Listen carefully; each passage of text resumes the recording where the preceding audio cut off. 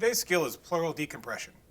After managing the patient's airway as necessary and identifying the signs of a tension pneumothorax, we'll assemble the necessary equipment.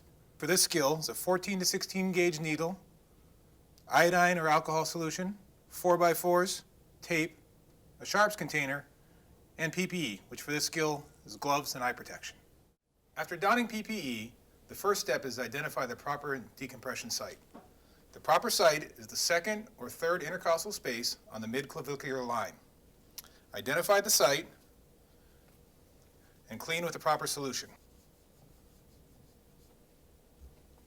Reconfirm the site. Insert the catheter vertically over the top of the rib. Listen for a rush of air. Remove the needle, leaving the catheter in place, and immediately dispose of the sharps. Secure the hub with 4x4s and tape.